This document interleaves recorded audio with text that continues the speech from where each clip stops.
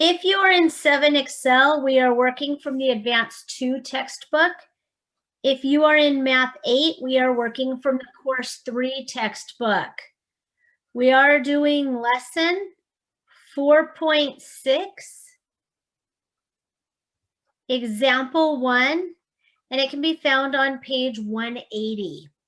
Now, for the past few weeks, the book has been giving us equations, and we have had to graph those equations. And giving us the equations, we've had to figure out the slope.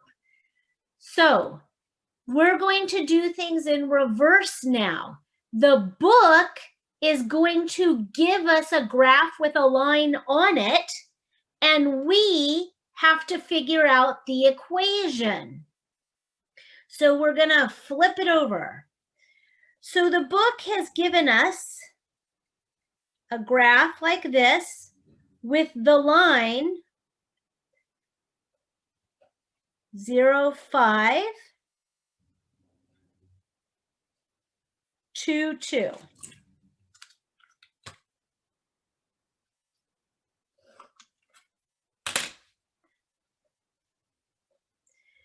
So the book has given us this line. And they want us to write an equation for this line in slope-intercept form. So they're giving us this, and now they want us to write an equation in slope-intercept form. Well, I know that slope-intercept form is y equals mx plus b. And I also know that m is my slope and b is my y-intercept. So given this graph, given this line, can we determine the equation? Absolutely, we can. So the first thing we need to find is the slope. Okay, let's find the slope. There's 2 ways of doing that. I can count it out. 1, 2, 3. We're going down 3. And to the right 2, in which case my slope is negative 3, 2. Or I can use the points they've given me, 0, 5, and 2, 2. I need to label my points, x1, y1, x2, y2. And I know the formula is y2 minus y1 over x2 minus x1. So now we just substitute y2 minus y1 over x2 minus x1. 2 minus 5 is negative 3. 2 minus 0 is 2. So my slope matches. I can count it out, or I can use the formula. Now my y-intercept is, it's an ordered pair. When x is set to 0, where does it cross my y-axis? Well, they've given that to us. X is set to 0, and it crosses my y-axis at 5.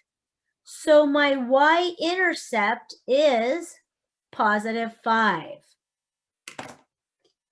Now, the rest of this is easy. Y equals negative 3/2 x plus 5. Boom. Done. This is the equation for this line. Much easier than what we've been doing. Okay, in the chat, I want to see your level of understanding. 4, you totally get it. You can teach it to somebody else. A 3, I get it. A 2, I kind of get it, but I need to practice.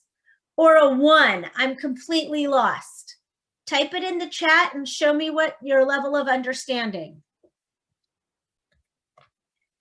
Okay, let's go ahead and do one more example. I think you guys are doing a pretty good job with this. Okie doke. The book gives us this line. 0, -3.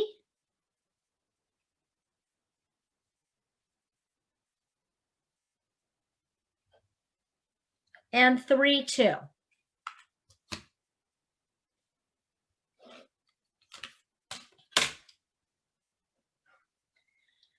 So the book has given us this line, and they want us to write an equation in slope-intercept form. Okay, slope-intercept form is y equals mx plus b. And I know m is my slope, and this plus b is my y-intercept. Okay, let's determine the slope first. And there's 2 ways of doing that. I can count it out.